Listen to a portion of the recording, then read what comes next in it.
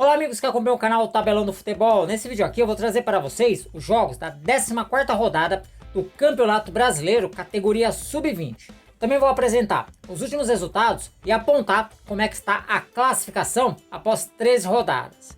A rodada 14 vai começar nesta terça-feira, dia 16 de julho, com o duelo entre Grêmio e Cruzeiro. A partida vai ser às 15 horas, pelo horário de Brasília, lá no estádio Ayrton Ferreira da Silva, em Eldorado do Sul. Na quarta-feira, a rodada segue com o São Paulo recebendo o Atlético Goianiense. A partida vai acontecer às 15 horas no CT de Cotia. No mesmo horário, o Atlético Paranaense vai jogar contra o Goiás, duelo marcado para o CT do Caju. E mais um jogo marcado para esta quarta-feira, às 15 horas, o Red Bull Bragantino vai jogar contra o Fluminense. Essa partida vai acontecer lá no CT do Red Bull Brasil, em Atibaia. Na quarta-feira, só que às 15h30, o Corinthians encara o Flamengo. A partida vai acontecer lá no estádio do Parque São Jorge, em São Paulo.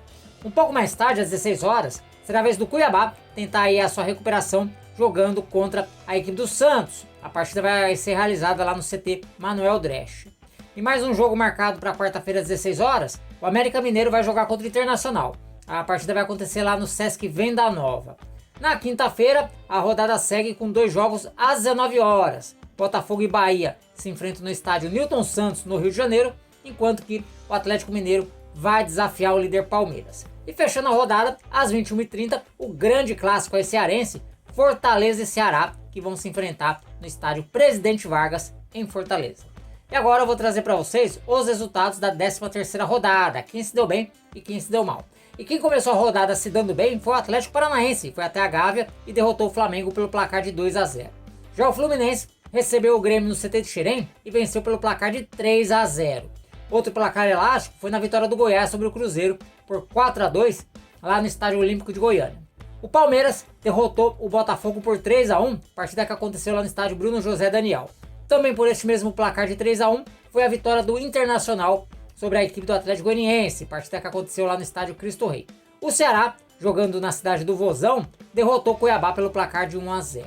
Já o Corinthians venceu o Bahia por 4-2 no Parque São Jorge. O América Mineiro recebeu Fortaleza no Sesc Venda Nova e se deu mal. Acabou sendo derrotado pelo placar de 2-1. E a rodada foi encerrada com dois empates. Atlético Mineiro e São Paulo empataram em 2-2 lá no Sesc Venda Nova, enquanto que Santos e Red Bull Bragantino também ficaram no 2-2. Partida que encerrou a rodada na última sexta-feira lá no CT Rei Pelé em Santos. E agora eu trago para vocês a classificação atualizada, né? Quem está bem e quem está mal na tabela. A liderança do Campeonato Brasileiro Sub-20 é do Palmeiras, soma 33 pontos em 13 jogos, já está aí com a sua classificação encaminhada. O Atlético Paranaense subiu para a segunda colocação, 24 pontos em 12 jogos. O CAP tem um jogo a menos ainda, né? Por conta ali dos times gaúchos terem tido algumas partidas adiadas. O Cruzeiro, agora o terceiro colocado, com 24 pontos em 13 jogos. O Goiás também soma 24 pontos em 13 jogos, mas está em quarto lugar por ter saldo de gols inferior ao do Cruzeiro.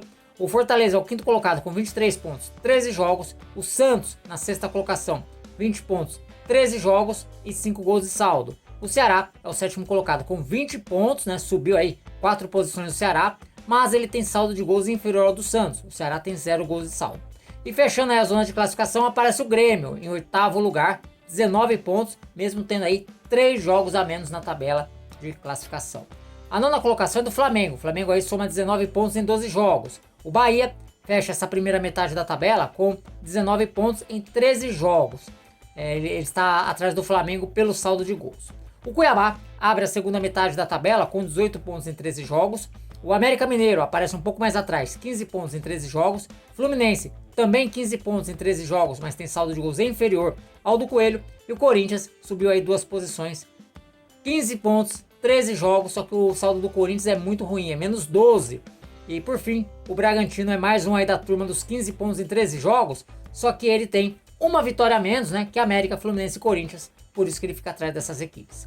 A 16ª colocação é do Atlético Mineiro. O Galo tem 14 pontos em 13 jogos. O São Paulo é o 17º colocado com 11 pontos em 13 jogos. Atlético Goianiense, 18º colocado com 9 pontos em 13 jogos. O Botafogo aparece na 19ª colocação, 8 pontos em 12 jogos. E por fim, o Internacional na 20ª colocação, 7 pontos em 11 jogos. Lembrando, né, que no Campeonato Brasileiro Sub-20 não há rebaixamento, né? Então não tem aí essa preocupação com relação a rebaixamento.